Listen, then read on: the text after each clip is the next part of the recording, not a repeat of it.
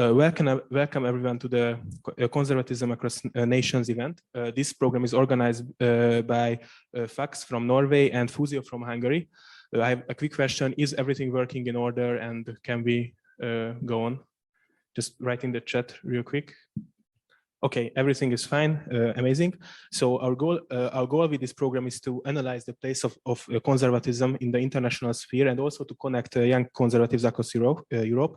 And I think we are already doing fine in this regard, because the last time I checked, we had 50 registrations from 9 countries attending this event.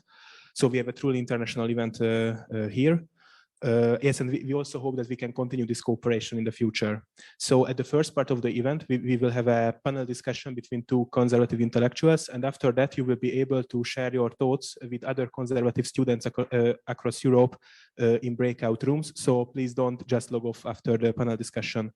And it's really important that if you have a question during the panel discussion, please feel free to write it into the chat of the Zoom meeting. And after we have read the first questions, we will read them out loud. So I think without further ado, I would like to introduce our guests. First, we have Mr. John O'Sullivan here, who is, among others, the president and founder of Danube Institute, situated here in Budapest. And also we have Mr. Gergely Szilvay, the senior fellow journalist at Mandiner and associate researcher at Rubicon Institute. So thank you for coming here today. And I would like to start with our first question. So it's a well-known fact that conservatism is based on traditions and historical experiences. So what do you think? What are the main conservative schools in Europe? Also, what are the main issues that divide conservatives now in Europe? Well, first of all, thank you for inviting me, and look forward to this discussion. It's a great privilege to be talking to you all. I know there aren't many here, and maybe there aren't that many everywhere, but it's always good to talk to people who want to spend an hour away from everything else and seriously discuss political and other ideas. It's a great privilege also to be on the platform with Mr. Szilvay, whose magazine, Mandina, I think is really a great success story. I congratulate him on it. It's really good. And I really think you should produce an English language edition of it, because I think it's a magazine like, I'll be quick about this, but it's a magazine like the London Spectator, and the London Spectator has proved itself capable of generating infant spectators in Australia, in the United States and Canada. And I think Mandina could do the same. And because it's so topical, it would keep people abroad, both Hungarians abroad and others, attuned to what was really happening here. Now, so that's my first point. Now, yes, there are different conservatisms. And I think once we start in different countries, and I think once we start looking at the reasons for the differences, we could be here all night just enumerating them. For example, geography. It's obvious that when conservatism develops in a country that is also an island, like the UK, or like America is a continent, it is going to develop somewhat more independently than others, but it will have a greater sense of security. Anybody who lives in a landlocked country, particularly, for example, a country like Hungary, which is, I'm afraid, very good tank country, very good for if you're an invader and you want to go through, you don't have Switzerland's mountains to protect you, you're going to have a conservatism which is much more anxious to build up its defenses and to be aware of threats. And it won't have the confidence to do what the British did after the Civil War, which was they effectively abolished the army. I mean, that is to say, there was a standing army, but it had to be renewed every year. And if there wasn't a parliamentary vote for it, this never happened, but it would have had to be disbanded. So that's a degree of confidence and insecurity which a country like Hungary can't have, and well, very reasonably doesn't have. So geography is one thing. Economic interests.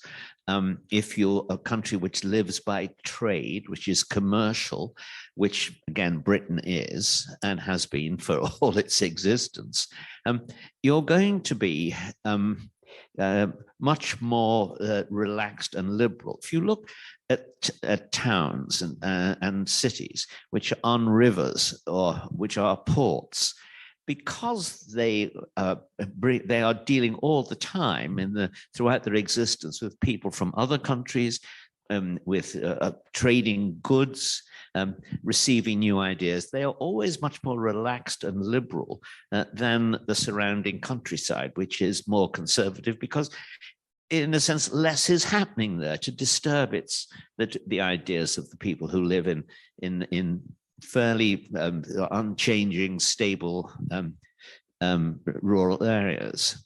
Now, there is a third. I'll stop after this one. There's a third one, which I'd throw out just for your consideration, but it's based on the ideas of the French demographer Emmanuel Todd, who sees in different child rearing practices and in the different development of family institutions, different kinds. Well, he says different kinds of liberalism because he's thinking of it in terms of what produced liberalism in these countries in the 17th and 18th centuries and how did it develop in different directions. But he's also talking about conservatism, because conservatism in our sense is in a sense a branch of the liberalism that was developed in the 17th, 18th, and 19th centuries and 20th centuries. And he sees one thing. I'll just cite one example. The British have, for a very long time, much longer than anybody else, have had a family system in which when the son of the house or the daughter of the house met and married somebody else, it was much more common. It was generally universal for them to leave the home and set up a different home, sometimes a long way away. The cities, very early on in Britain, had a much greater independence from the institutions of feudalism and the state. And the result is that in all kinds of ways, the laws adapted to what is a very different kind of family structure than the one which developed in Central and, well, Eastern Europe, and in most of the other parts of the world. The French have a variation of it. And that was one in which the authority of the paterfamilias was much stronger, but also much more permanent. The family continued to obey the father, the paterfamilias figure, for far longer than happened in England. And the result is the French, for example, look upon the English inheritance laws with horror. They think this is such a cold, unfeeling kind of legalism. A father can leave everything to a dog's home, and if it's his money, and no one else in the family has got any grounds for objection. And the French see, I think, not unreasonably, this as a cold-hearted kind of rule which ignores the legitimate rights of the other members of the family. Of course, in a situation in that a kind of conservatism that develops from that is a much more individualistic one. It's a much more liberal one. It's one which maintains loose links over far greater differences than in general, than the family structures generally. Now, all of these, that point has been challenged since the 19th century because obviously an awful lot of Hungarians went to the United States, an awful lot of Irish went to an awful lot of Germans. So obviously do they develop links? Well, the links tend to fray. They don't fray as quickly now as they did in the 19th century because people go back and forth on cheap flights. They read the German newspapers on the internet. All of those kind of links are capable of being stretched more in our modern world. But they are important. And anyway, so there we are. I've given you three reasons: family structure, geography, and I forget what the other one was, for different kinds of conservatism. But the key is that in all of these conservatisms, there are family resemblances. Over to you. Thank you for the invitation. It's a real pleasure to be here. And it's an honor to be on the side of John Sullivan. So thank you for that. And if I won't be really not focused enough, it's because I came back from Romania today. I started to drive on 7 o'clock on the morning, so 2 hours ago I arrived back to Budapest. So my main point is that I think there are no so big differences between different conservatisms. There are differences, but I think that the core essence of conservatism throughout the West is something what we call in English social conservatism, and I don't think there are too big differences in that regarding countries. Maybe yes, of course, there are different customs of countries or people, different gastronomy. I don't know, different national celebrations, but there's a common core which is social conservatism, ethical, and others. There are different approaches to that social conservatism. For example, I don't know, secular traditionalists. There are the religious people. There is the natural law conservatism, pre-modern natural law, or modern or Lockean natural law. So, which is, I think, more like liberalism, but never mind. So the approach is different, but I think the result is the same. And when people start to talk about, especially in the US, about financial conservatism, and there are many other different conservatives, it's like I mean, they speak about their profession. So fiscal conservatives, those economists who are conservatives and study economy from that point of view. The Catholic conservatives usually who are named as that Catholic writers, something like this. But the economist can be a Catholic, the Catholic can be an economist, and so I don't really see the point of that kind of differentiation. The main division, I guess, is between the US and Europe, or the Anglo-Saxon world and Europe. I'm not sure about that, because European conservatism, the continental conservatism, was originally counter-revolutionary. I think more robust, more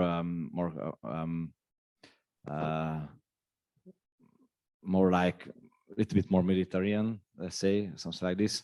Confrontational, that's a better word than the Anglo-Saxon one, because here the history was disrupted many times by events like and wasn't so undisrupted like the English history. So continental conservatives has a kind of more confrontational self-defense, I guess. But if you get a look to Burke and Joseph de Maistre, for example, and you know, usually there is at least at Hungary there is a differentiation from the end of communism that Burke is the good conservative and the counter-revolutionaries of France are the bad conservatives. So the Burkean conservatives can be accepted, the de Maistre cannot accept it. But and then they are played out against each other, something like this. But if you actually get a look to their life, what they thought, what they wrote, and that maybe, as far as I know, Joseph de Maistre know Burke. I mean, he read his works. There are much more similarities, and I think that the two genera are more similar than not, and it's something important I would like to stress. Also, I think there is a moderately universal aspect of conservatism, which comes, for example, from Christianity, which is a universal religion, universalistic religion. So I don't like to overstress the differences between different conservatisms. I think maybe there is one really really hard topic among, for example, European conservatives is that when different national aspirations find themselves in a fight or in a problem with each other. For example, here in Central Europe, we know that very well. But conservatism for me is originally a pre-modern localist something. So it's born out not as a national self-defense or something like this. So I think this problem can be solved, I hope, at least politically. So maybe those are the main differences.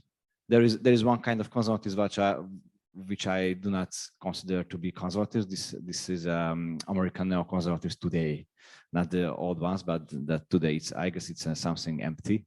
They are about to national defense, that's democracy and other things, and they. So I don't see what is the essence of their thinking, but it's another topic. Well, I thanks. Just a few thoughts that occur to me. Between English and French conservatism, for example, we should not. I will not overestimate the degree of kind of relaxation and balance in English conservatism. We should remember that before the French cut off the head of their king, the English cut off the head of theirs in the end of a very difficult civil war. But I do think that one of the elements in the birth of English liberalism is a reaction to that experience. First of all, they felt a lot of the people involved felt ashamed of doing that, and secondly, the experiment with an ideological government, which is what the Puritan government was, did not sit well with the British, and they found it uncomfortable and difficult. And so they got rid of it. What's interesting is, and this is, I think, the key thing, the 1688 Glorious Revolution, which was the foundation of liberalism in England, and I think in America too, in a sense, is a very interesting event. Remember, they cut off the head of the king, Charles I. They essentially did everything they could to enable King James, whom they captured, to escape in 1688. In fact, he did escape, and they were delighted he'd gone because they didn't have to deal with the problem of the king. Then he'd gone. He got decamped to France. Unfortunately, some zealous fishermen found him and brought him back, and so they had to let him they had to look the other way again so that he'd get away a second time, which he did. Now, the whole conduct of the revolution was shaped in that way. If you read the great historian on this, Thomas Macaulay, on it, he describes how again and again the revolutionaries who just seized power got rid of one king and brought in a foreign king who, because he's married to the daughter of the king, they do everything they can to say, no, there's nothing revolutionary going on here. No, the king has been succeeded by another member of the family. No, perfectly nothing above board, nothing to see, move on. And that describes the way the English tended to conduct themselves thereafter. They wanted to avoid, as far as they could, making everything a matter of principle, because that was what they disliked about the Puritans, and tried to find ways of. Because they didn't always succeed. There were crises and constitutional problems always, but nonetheless, that was in a sense the spirit of 1688. And of course, it brought in a whole series of rules, which we now think of as liberalism. There's an English saying, which is the difference between a French fool and an English fool is an English fool is just a fool, but a French fool is a fool who reasons. And they wanted to get away from that kind of approach. And I do think that is, in a sense, the model in England. But as we see at the moment with the woke revolution, it is breaking down. And I think that's a very interesting fact, and one which alarms the French and you, and alarms, of course, conservatives in England and conservatives in America. But it is something that has come out of them, out of the blue, because until the woke revolution, you could say that there was no real flowering of Marxism in English life. It's sort of post 1960 development. I mean, there were Marxists, but they had no influence in English political debate and argument of any great significance until after 1960. And I'm trying to think of, and as Orwell pointed out, even the Marxists were kind of English Marxists. And he pointed out that you'll be reading the Times and you'll come across a letter from a Marxist professor of law. And he will say, this proposal by the government is an outrageous attack on the fundamental liberties of English life. Well, he's not supposed to believe that. But of course, in a sense, below a conscious level, he does believe that. He assumes the police will not beat him up because he's a Marxist. That kind of thing is extraordinarily important in a country. And England has been very lucky to have it for a long, long period. But it is coming under attack now. And it's coming under attack in ways which would be more familiar to people who've had the experience of Nazism and communism. I'm not sure. I have some other thoughts too. For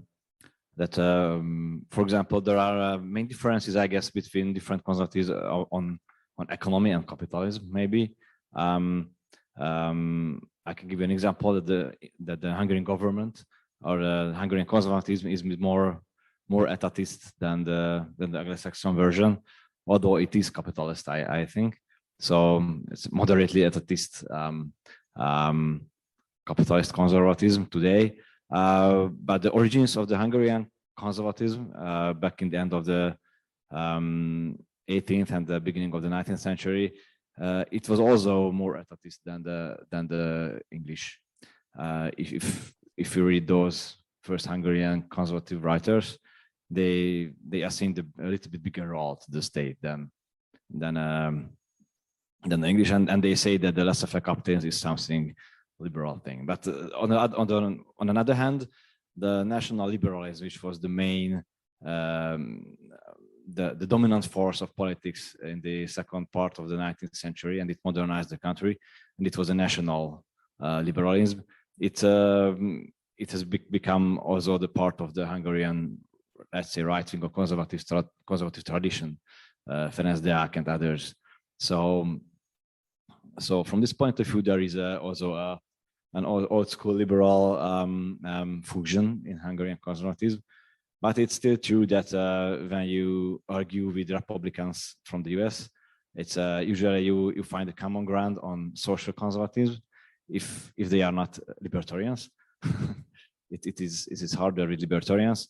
But on economic issues, they just don't understand why a supposedly conservative government at Hungary or other countries is doing something what they see as a kind of social democratic economic policy, which is not true. I think it's not social democracy. It's kind of third way stuff. But I understand that they don't understand it. So there are this kind of differences, I guess, which are today more visible. I just would like to respond quickly to what you said about neoconservatives and libertarians. The neoconservatives, there are two generations of neoconservatism, and they're completely separate to each other, although they're related, actually. Norman Podhoretz is the older generation, and his son John is the younger. More clearly, are they different in Irving Kristol and his son Bill. Now, the first generation of neoconservatives consisted of liberals moderate liberals who responded to the 1960s revolution, particularly to the destruction of the universities and the disorder there, by moving to the right, joining the Conservative coalition, and providing it with a really strong and powerful intellectual group of people who greatly, in a sense, raised the level of debate and within the conservative movement, which was pretty good before, I'm talking here in America, but nonetheless, they added something to it substantial, and it became a really formidable intellectual coalition, which elected Reagan and which won the Cold War, among other things, or helped everybody else win the Cold War. Now, the new generation of neoconservatives are almost entirely focused on foreign policy, have an extremely adventurous approach to it, do not really accept, this is a strong claim, but I believe it's fair, do not really accept the political legitimacy of any government which is not democratic. And unfortunately, in current circumstances, are predisposed by their anti-Trumpism to accept a definition of democracy which comes from the woke left in the Biden administration. So Bill Kristol, who was being regarded as a good friend and so on, he had been very pro-life, but now he seems to have, and he's made remarks on this which suggest he has abandoned it, because of course it's very hard to maintain a coalition with the left if you remain pro-life. And anyway, the American people, in my view, are divided on the question of foreign intervention. They are, on the one hand, they like being top dog, and they certainly are very jealous of any threats to their security, but they have become disillusioned with the promiscuous interventionism of the neoconservatives, and they want to rein it back. And that means that the current debate over the Ukraine war, which is very important, and I'm on the side of those people who favor a strong, united European resistance to Russia on this question, but nonetheless, the right is divided, and it is it is probably gaining ground gradually as the war drags on and nobody can quite see how it's going to come to an end. I do think that is the issue of the day. How do we think we can ultimately bring an end to the war? I mean, that's without advantaging Russia is one of the ways I would put it. Now, the libertarians, I think the libertarians are regarded by most conservatives on both sides of the Atlantic as being heretics in the sense, yes, I mean, I think a heretic is a good word, because a heretic is not a man who is wrong on everything. He's a man who inflates one truth so that all other truths become unimportant. And then it's perfectly true that liberty is a conservative value and a very important one. But so is authority, and so is order. And in fact, Margaret Thatcher, who's regarded wrongly, in my view, as a libertarian, Thatcherite is much more than that. She never used the phrase, I mean, say never, but she did not like using the word freedom on its own, really. She liked it, the phrase ordered freedom or liberty under the law. And she is very much a Burkean there, because as Burke says, if I am asked to, if I am asked to congratulate a man on regaining his liberty, I must first ask him what he proposes to do with it. and so a conservative is a believer in liberty, but he's a believer in liberty within the context of order and legitimate institutions and law. Okay, just a quick reminder that if you have any questions, please write it to the chat of the Zoom call. And actually, you are wonderfully covering the topics that I wanted you to discuss, so that's why I didn't intervene. But now I have just a quick question that, for example, you, Mr. Sullivan, you have been living here in Budapest for quite some time now. So, and I think you already touched on on this a bit, that what is your personal experience with Hungarian conservatives, and what do you think, what could the world learn from them? Well, it's a very pleasant experience in the main, because, you know, I tend to speak to university audiences or groups of intellectuals, and I don't speak Hungarian, alas. I mean, I came here when I was, I think, well, I was 70, that's right. So it just struck me, I'd never learn Hungarian in the time God had allotted to me. You know, it was just too difficult. As the Pope said, it's the language spoken in heaven, because you need eternity to learn it. I have a particular experience. My view of Hungarian conservatives is, by and large, they have the same set of instinctive priorities.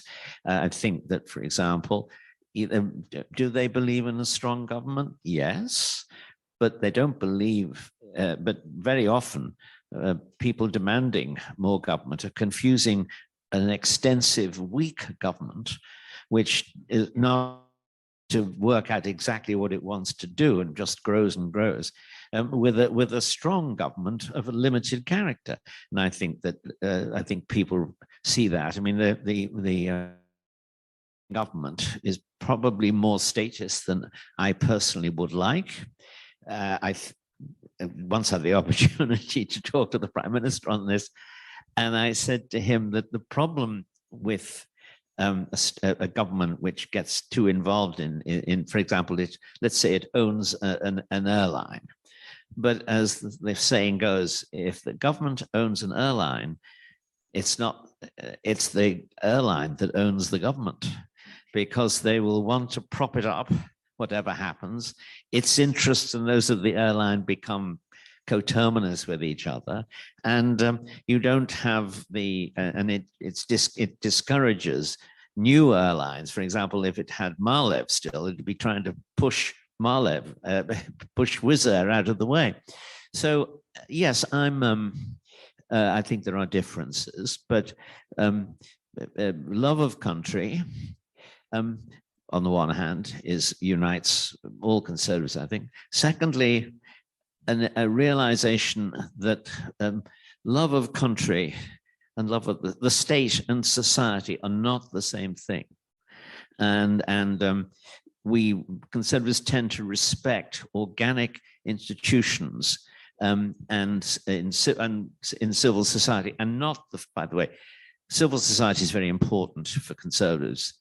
Independent institutions between the state and the citizen are very important, but not the fake civil society of organizations which come in, very often subsidized, very often produced by government, funded by government, and dedicated not to the expression of the very different interests in society, but dedicated to a political program which is intended to change society. So I think, so as I say, support for the nation, support for strong but limited government, support for religion. I'm sorry, I should have said this before. There are a lot of statesmen. Churchill was one.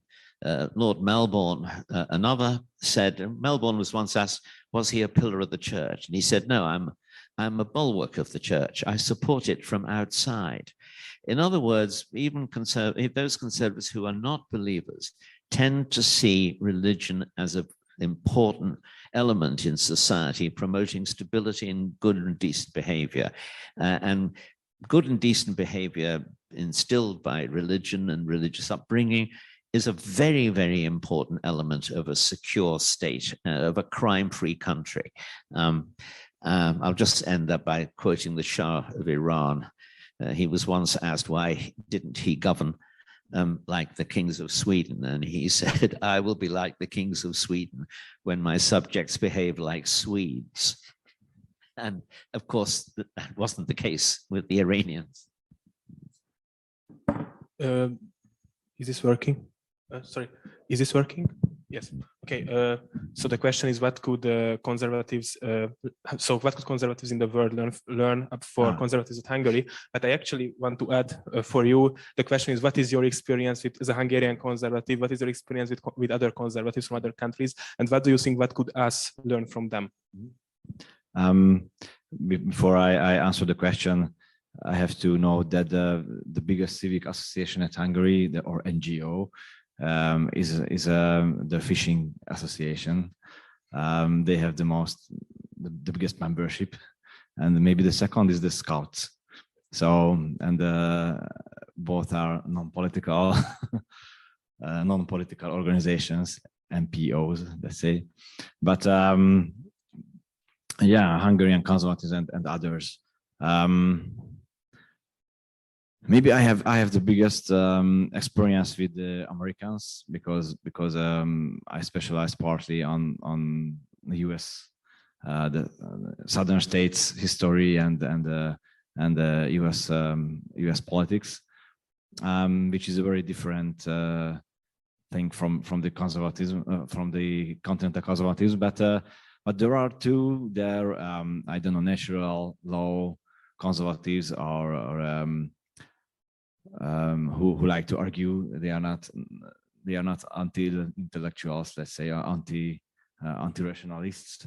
And here I have to stress that conservatives, I guess, shouldn't be anti-rationalists. They should be rational, but not rationalists. Let's say somehow this way. So the Americans are very different from the Hungarian conservatives. The biggest difference may be this approach to economy, what I stressed once. Although I acknowledge that most of the American conservatives are not laissez-faire in a strict sense, I guess. And as far as I know, the Hungarian Prime Minister is anyway a Thatcherist. Just in this country, you won't win an election with Thatcherist politics, especially after the decades of communism. So this is something like this. But the Americans are the American conservatives are, I guess, very looking inward. I mean, their main field is America, so they are not really interested in the rest of the world, let's say. Yes, of course they are, but it's a continent like Europe. I mean, such a big continent, such a big country as Europe, so it can be understood. Except the neoconservatives of today, who focuses on foreign policy, so exclusively on foreign policy. So I think the American conservatives became similar to the Hungarian one with Trump and the populists, let's say, which means that I used to say that at Hungary, both parties of America, from an everyday point of view, so not an academical point of view, people saw it as kind of neoliberalism. They didn't differentiate, which is, so maybe in the academics it's more nuanced, but in an everyday life it wasn't so nuanced. I remember in the 90s that the everyday conservative cycles just saw the Republicans as neoliberals, as the Democrats, and they saw them a little bit as imperialists who came here under the flag of capitalism to buy out Hungary or Hungarian companies. So there was at Hungary from the fall of communism until the recent years, there was a kind of anti-American sentiment in the Hungarian or in everyday right-wing cycles, let's say, which is, I guess, it started to erode. For example, with Trump, because with Trump they arrived there where we started our conservatives, something like this. Although, so for example, Rod Dreher, your researcher, wrote an article about that Ron DeSantis, the Florida governor, is the American Orban, which is maybe an overestimation of influences. But his approach it's more closer to the Hungarian approach, and therefore we understand better Ron DeSantis approach than a George W. Bush approach or something like this. And maybe it's a good thing that the Americans are a little bit moving on that direction. Although I guess Ron DeSantis would be a much better option than Donald Trump. May I just pick up that? I didn't say this before. I should have done when you asked me the general question about Hungarian conservatism. I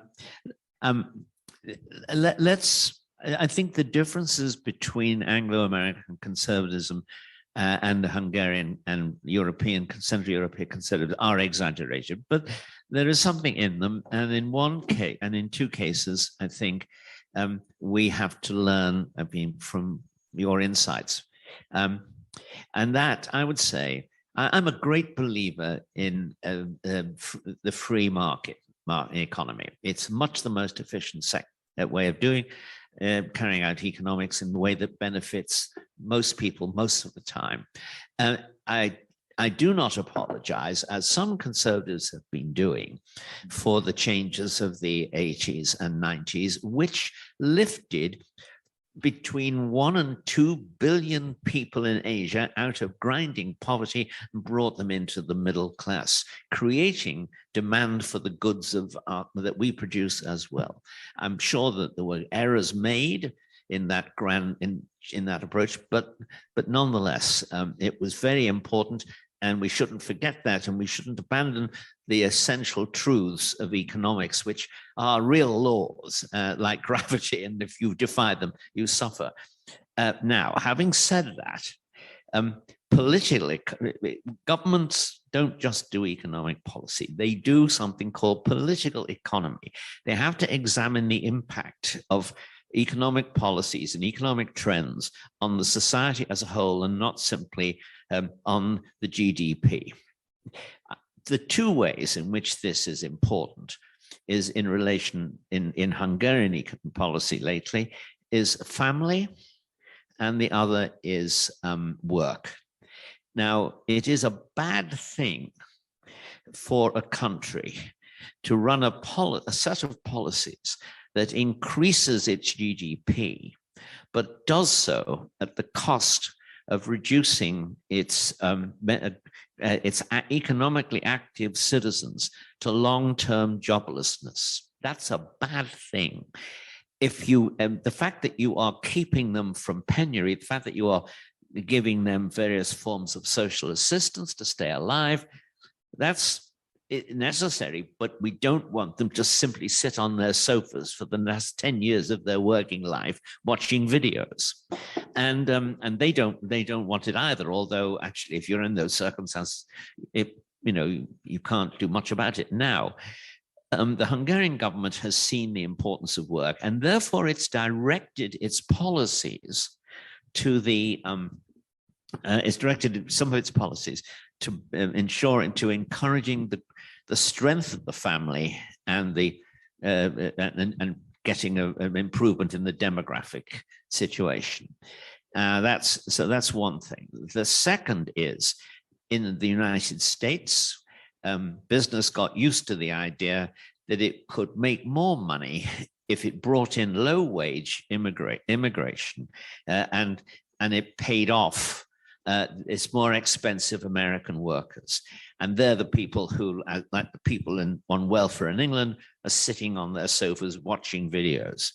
And these things are bad things, and the circumstances do not conduce to the family, to a good family life. So the policies of the Hungarian government on work and family, in my view, are admirable, and that is being seen more widely.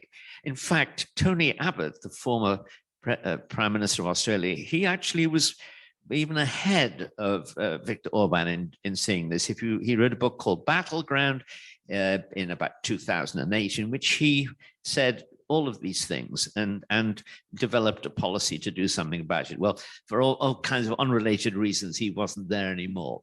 But these are things we have to, conservatives have now really got to attend to the long-term health of society in various ways, which we didn't. It wasn't that we neglected it in the 80s, but if you've got world historical battles to fight against the Soviet Union, and in order to restore constitutional government and some kind of economic success to your country, which Reagan and Thatcher both did, you don't choose the issues that are you're going to have to devote your attention to. So my own view is that this was Mrs. T's view, because she asked me to help write her third manifesto. And that third manifesto actually said, our first term, we had to win the battle against inflation and trade union power. Our second term, we had to find ways of liberating and encouraging the development of a new middle class. And the third term, we've got to make sure that if people were left behind, we will now go and try to find ways of restoring them. But sometimes they're not capable of taking the first step themselves. We've got to help them. And so that was, in a sense, the thesis. So yes, politics, when you change your policy because you're facing a different situation, that is not an error. It's the fact that politics is not an intellectual, but a practical activity, and the practical problems change, and you have to change with them. I think what Hungarian conservatives or the whole Hungarian society could learn from the Anglo-Saxon conservatives is that you, or especially everyday people, is that they don't wait for the state to act, and this is one thing that we should learn more actively, that propose things and do on our own. Although we are not in the French tradition, which is much more etatist than ours, except Nicolas Sarkozy. But the other thing is that if we want to understand the urbanomics, as people say here, or use this word, it's that his survey economic policy is he calls it workfare instead of welfare. So really from this point of view, he maintains a more active state than for example Great Britain or America, but he made the social security system more meritocratic. So you have to put your own if you want to enjoy the benefits. And yeah, maybe this is the main point. Okay, I think we have time for one more question from me, and then we can hop to the questions written by the audience. So far we have looked mostly on territorial and philosophical divides between conservatives, but what do you think, is there a generational divide? So for example, is there a particular mistake that the older or previous conservative generations did that the younger generations should seek to avoid? And also, what is that we can learn from them, or what was a great success of previous conservative generations? Well, I think they relaxed. That was the problem. After the Cold War had been, quote, won, unquote, they sort of sat back and thought, well, now we can enjoy ourselves, what Bill Clinton called a holiday from history. Unfortunately, that wasn't true. And this is kind of a general truth. The losing side in a war reacts more quickly and tries to reverse its defeat.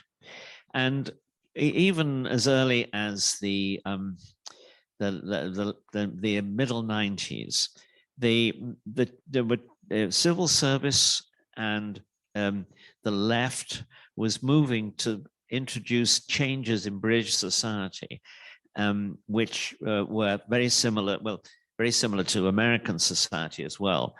If you live in a multicultural society, they said, And the first thing that Tony Blair did was to increase very rapidly the rate of immigration, very rapidly. And he did it for political reasons, because he wanted to discomfort the Conservatives, who are the national party, so to speak. But if you do that, then the argument is then made, and inevitably made, now that you have a lot of people from different cultures in your society, we have to find ways of distributing justice between all of them. Everybody has to have some kind of equal opportunity. And the first stage in that is to find out how exactly, well, they adopted without real argument about it, the test of ethnic proportionalism.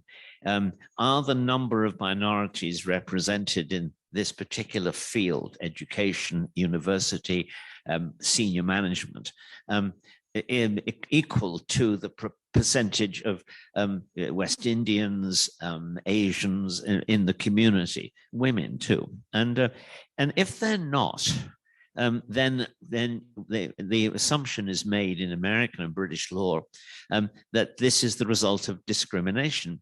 Now, it could be the result of 100 different things. For example, it could be the result that of different groups having different tastes and different interests and different aptitudes, and in which case they would tend to, as indeed is the case, in a free society, different groups tend to excel at different things. They tend, maybe because of tradition, maybe because the families in this group have tended to go into agriculture on the one hand, tailoring on the other, industry, university, and so on. You will get a distribution of different groups, very different from an absolutely even one, which is not what you should therefore expect.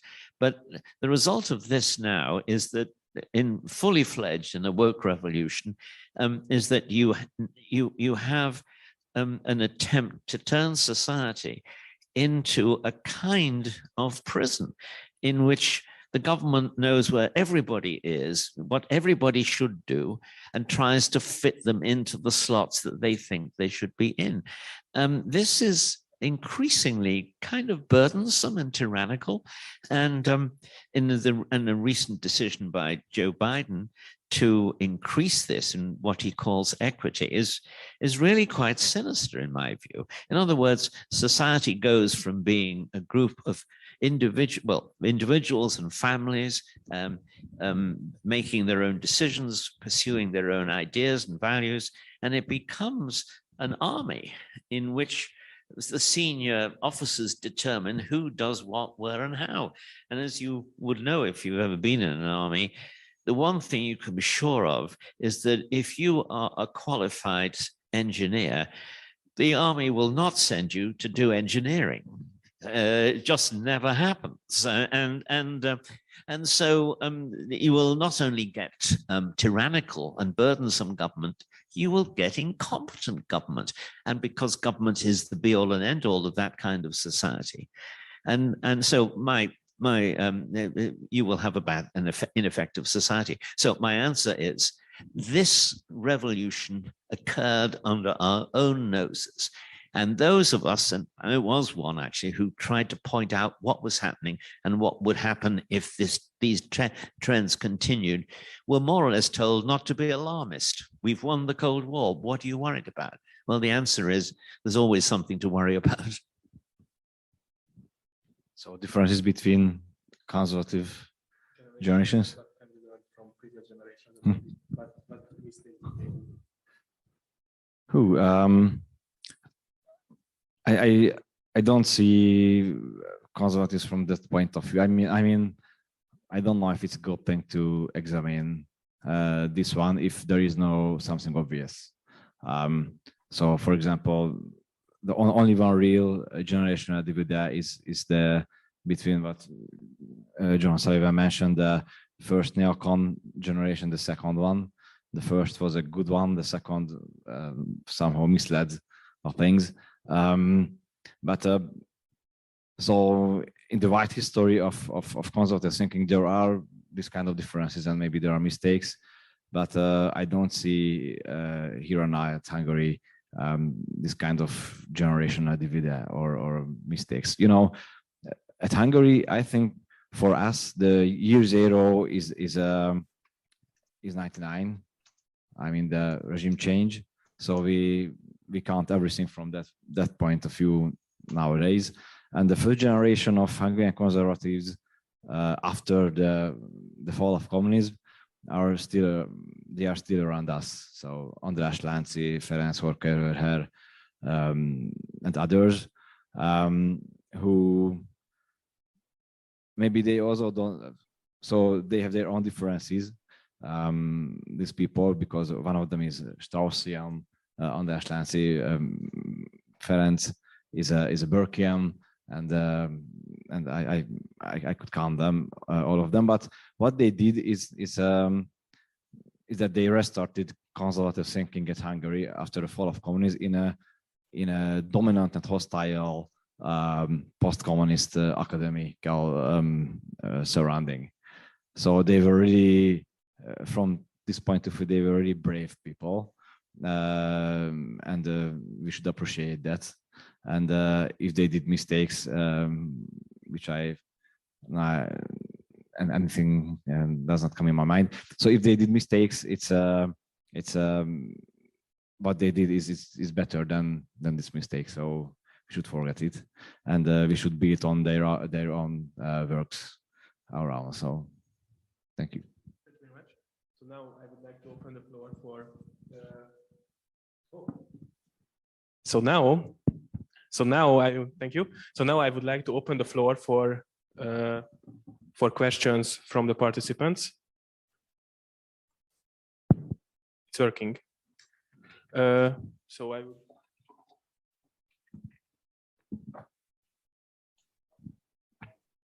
So we have a few questions from the audience online. The very first question will be that it's a bit long. Jonathan Haidt has outlined 6 foundations to morals in his moral foundation theory: care, fairness, authority, loyalty, sanctity, and liberty. Today's popular discourse, which is left-wing, only upholds 3 of these: care, fairness, and liberty. How can we, as conservatives, get the moral foundations of authority, loyalty, and sanctity into the popular discourse? And more specifically, how can conservatism be advanced in very secular countries, for example, the Nordics, if conservatism is driven by largely religious values? Well, I'm inclined to say that I think fiction, both popular and high fiction, play a part in this.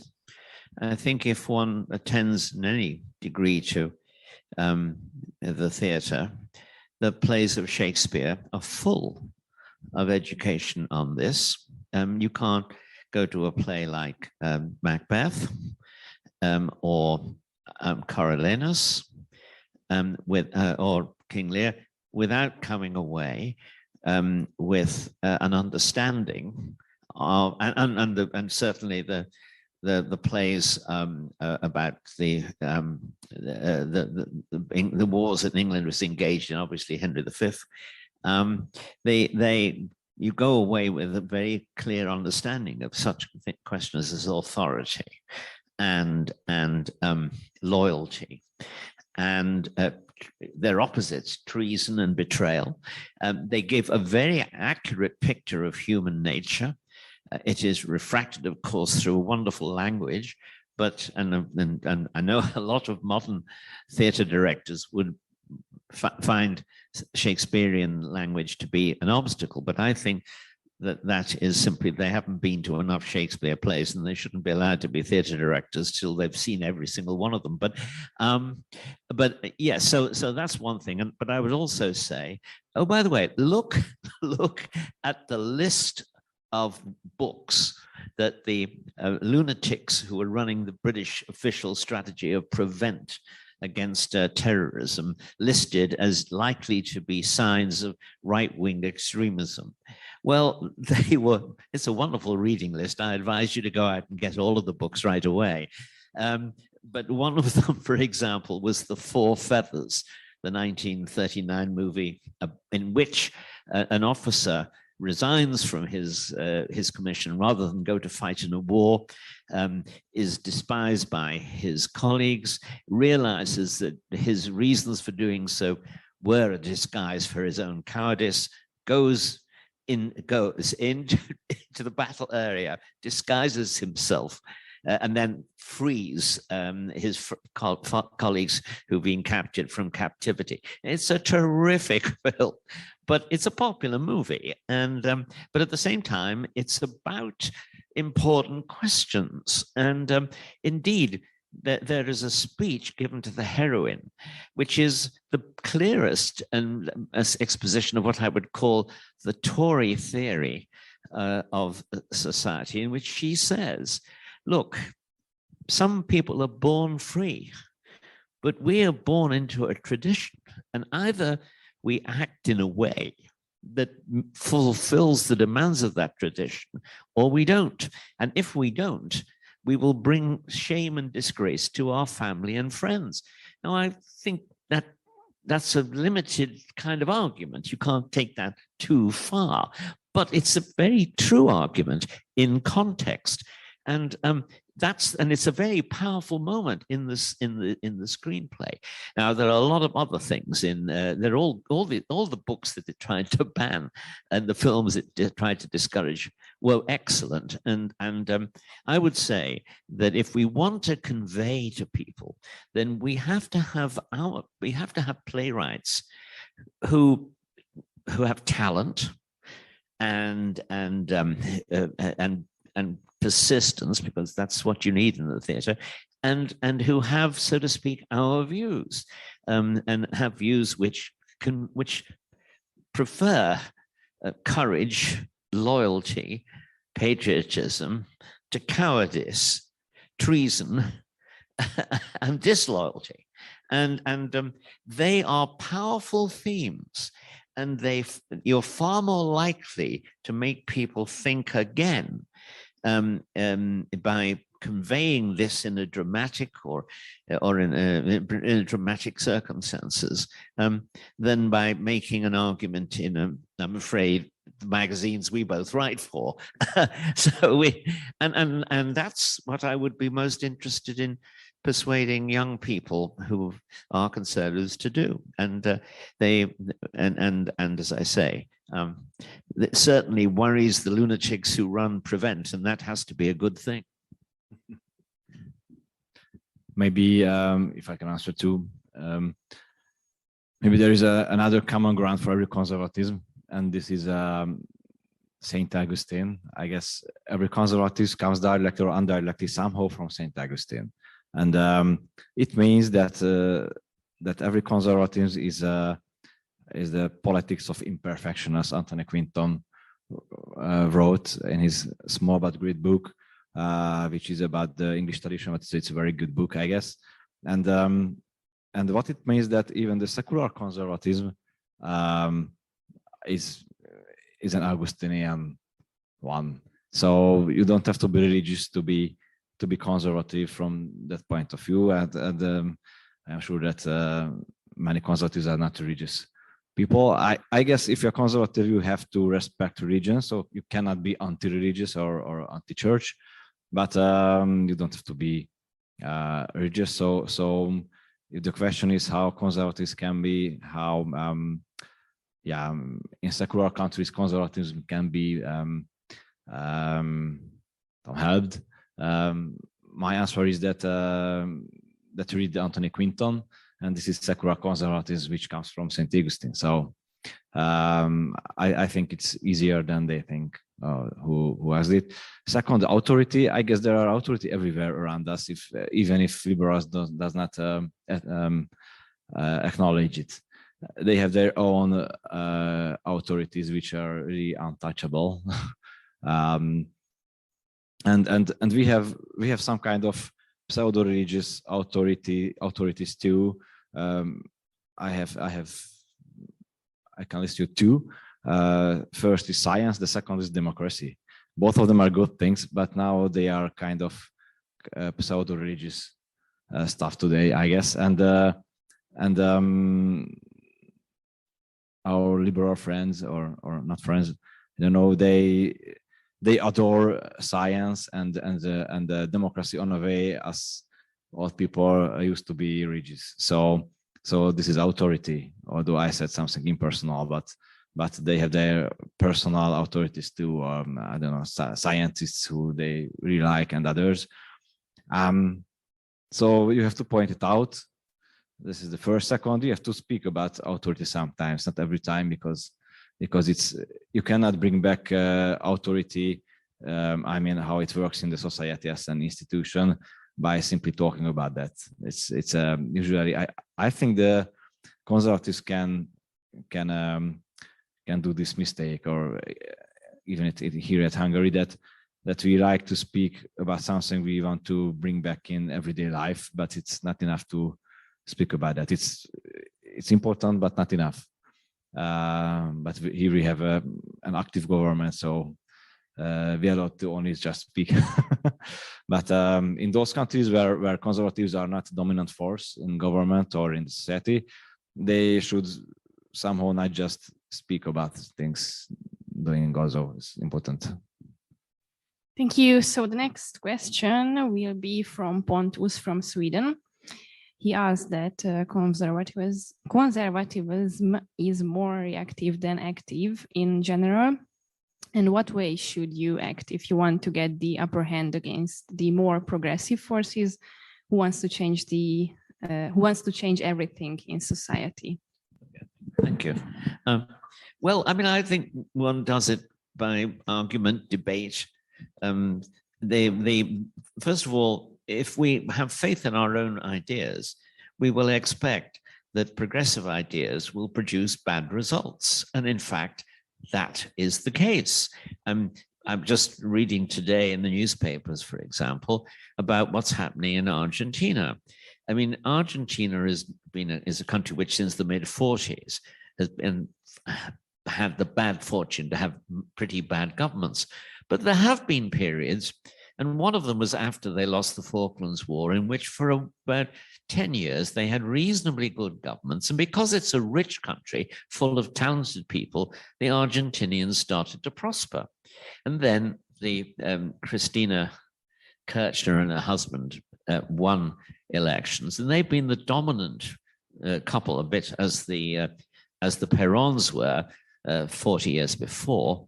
They're in the country ever since, and they pursued a series of destructive populist policies. I don't think populism as used in the modern European debate makes sense, but populism of a kind which was it's a left-wing redistributive policy pursued with malice and vengeance against other social classes, and this has been and this has led to extraordinary rates of inflation and extraordinarily bad government. And now it looks as though they're going to the populace has finally had enough and is going to throw them out. I mean, the parties, the Peronist government is divided into two halves, each fighting the other, one somewhat more realistic than the other, with people leaning more and more towards other candidates. That happened with Britain in the 70s. It's happening today in Argentina. It happened in America in 1980. I mean, it happened here in 2010. You shouldn't despair. I mean, bad government produces election defeats. It's not absolutely inevitable, but it's a pretty common cause and effect in politics. And so, I mean, essentially what you can do is what the left tells itself to do, to organize, to preach, to do intellectual research, investing intellectual capital in new policies is the thing that parties do best in opposition when they have the time to do it. And if you do that, you will be rewarded. It takes time, but on the other hand, you'd be surprised how quickly that time goes. I mean, I was kind of a junior member of the Thatcher army in opposition in the 70s. I had a wonderful time, actually. It was great fun. And we felt we believed we were fighting for the right and a just cause. And we won, and we proved we had been fighting for a just cause. So, I mean, life can be an adventure in that sense too. It's not all work, and it's work with which becomes the most fun. And if you're taking this role in politics, I think you'll find it very fulfilling. Don't invest everything in politics. Religion, God, love, work, they're very important things. In fact, more important, but politics does require effort occasionally, and it's worth doing. Yeah, this is a buzzword that conservatism is more like a reaction, or it's more like reactive than active. But if you get a look to conservative governments around the world, because of their nature, their governments, they propose and act. So they're active. Then they are not only react, because you cannot be only reactive from a governmental position. So I think in practice, conservatism is not only reactive. But if you read Chesterton, for example, he is he's a guy who proposes things, not just opposes something he does not like. And even if conservatives really like to stress what they oppose, for example, social engineering, they can reframe it as a proposal for redoing social engineering, or how should I express it? So that we do it back, and you can frame it as something active thing, not a reactive. And also another point is that you have a policy. I mean, you have policies. You can or ideas. You can thematize the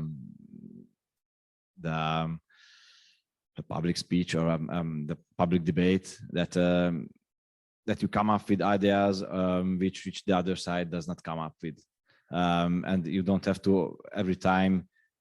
So it means that you don't let yourself to be led by the left in the narratives, in a framework. And I think that the Hungarian conservatives, or the Hungarian government, is doing really extremely well. They are really good in that one.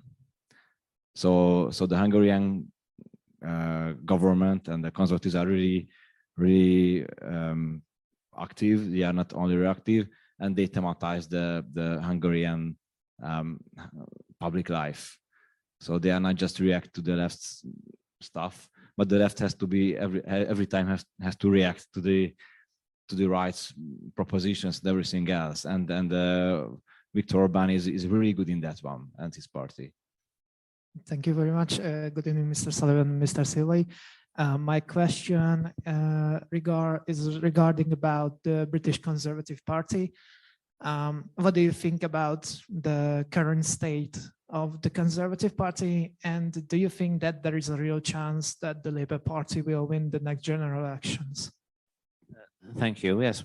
Well, the truthful answer is that the Conservative Party is in a terrible philosophical muddle and does not really know what it believes in.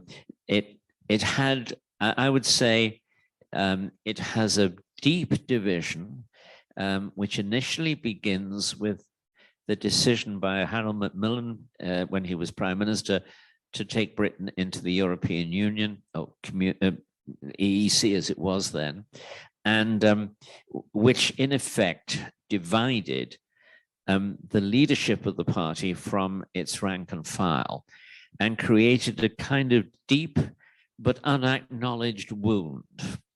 And so for a long time, the job of the leaders of the party, as they saw it, was to keep the members confused. They were to constantly tell them that membership of the EU did not have serious political impact. It was essentially a free trade area, not much more than that. And that wasn't true. And so for a long time, you had this unacknowledged division. Now, eventually, Brexit gave them the opportunity, and the result was, of course, that the party leadership had to change overnight from arguing that the Tories were the party of Europe to the idea of global Britain. That, of course, was not actually internally accepted by many leaders of the party. It's been resisted, and it's taken a long time, and it's happened over a period of great difficulty because of the pandemic and other things. The result is, first of all, we're now on our third prime minister in the last year. Boris Johnson himself, though he accepted the idea that the Tories were not the party of Europe, but the party of global Britain, nonetheless had a series of policies which were inconsistent with that, and particularly inconsistent, in my view, with economic success, namely net zero, and his policies on the environment. And he fell from power for all kinds of reasons. He's been replaced, first of all, by somebody, Liz Truss, who mishandled the situation. Her policy did not, in fact, cause any problems. It wasn't implemented for a start. But then she represented, in some people's minds, a policy of returning to full-blooded Thatcherism. She didn't represent that in my mind, nor in the mind of the surviving Thatcherites who served in Mrs. Thatcher's cabinet, who were all on Rishi Sunak's side. But Rishi Sunak himself has now become prime minister, but he doesn't, and he is probably reasonably sure-footed in managing economic policy. That's what he's good at. But he doesn't have the kind of touch in the wider politics that enables you to unite the party, create a sense that it knows where it's going, restore a sense which would have to be built at this point around accepting that Brexit is a permanent feature thing. I support that anyway, but I think just as a practical matter, you can't unite the Conservative Party around an anti-Brexit position. And so he's got to achieve all of these things against the background of a chaotic party and a position in the opinion polls, which is about 30 points behind Labour. Can he recover? Technically, I would have to say it is possible. There are almost 2 years to go before the Tories have to go to the country. There have been similar kind of recoveries in the past. Harold Macmillan, in 1963, the Tories were way behind in the polls, and a year later they fell only 2 seats behind Labour. So it is possible. It's not likely, and the party, and therefore what you will be witnessing, in my view, for the next 2 years is two battles. One, the Tories will be trying to find a way of winning the election. And secondly, there will be faction fighting between different groups as to who will control the party after its defeat. Okay, so I think we have still time to answer one question. If we are, do you have a question? Do we have questions in the Zoom meeting? No more? Okay. Thank you. My question is for both of you. What was the main reason you became conservative? I was growing up on that way, and I later became self-reflective. So, I mean, my conviction is that conservatism is the right thing. So it has the truth. And so, if the answer is short, it is like that. So I was instantly right-wing. I came from a family which was at Hungary. After the fall of communism, conservatism was a kind of anti-communist stuff. So we were first and foremost anti-communists in those cycles, or the everyday people who were right-wing. And also it is interesting that at Hungary, in everyday life, we use more like the word like right-wing than conservatism. So although right-wing is a more, it's a wider, it has wider meaning, I guess, than conservatism. But so I grew up as an anti-communist, even in the 90s, so after the fall of communism. And our family had a patriotic thinking. It was a Catholic family, and also we had my grandfather, so we have some family members who were really chased by the communists or oppressed, or so the family did suffer because of communism, and it was a real force in that. And at the first times we didn't think about that. It was really instinctual, I guess. And after that, I grew up. I self-reflected things, and what I found to be true, it usually it was something conservative, and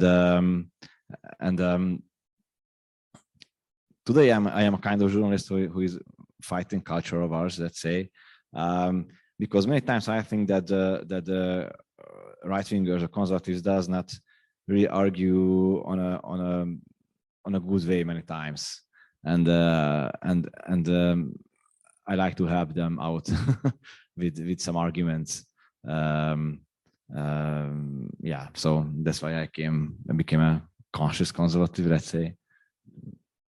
Thank you. Well, I wasn't born into a conservative family. Both my parents were Labour voters, and they weren't very political, by the way.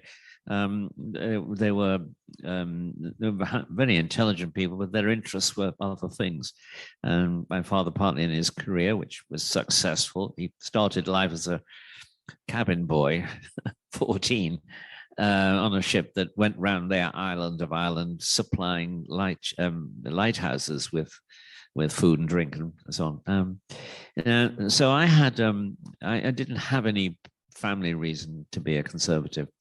But in 1956, three things happened. One was, the most important really, was the Hungarian Revolution. I was 14. I knew a little bit, because I was a Catholic and had kept up with cases like the Mincenti trial. I paid much more attention to that press than other people of my age might have done. I was 14. So I thrilled, to be candid, to the Hungarian Revolution. It absolutely affected me powerfully, the same way that the Spanish Civil War affected young leftists. So that was one thing. And I knew which side I was on, and I knew, of course, that I was strongly anti-communist. Second, there was Suez, where I was, where I also thought we were in the right. I'm inclined to think that, as Eli Kaduri, Middle Eastern expert, said once, the bill for Suez is presented annually. But whether I was right or wrong, it affected me powerfully, and I felt I wanted to take I want to be involved in politics in some way in order to support conservative ideas. And the third was, I read a good biography of Benjamin Disraeli, one of the most interesting figures in British political history. This extraordinary Jewish novelist, a spendthrift, a bankrupt, somebody, a colorful dandy of wit, who managed, despite the fact that in those days, being Jewish was a handicap in most European countries, he became the leader of the Conservative Party and a successful prime minister. What a career, you know. It's one of the most romantic careers you can imagine, and I thrilled to that too.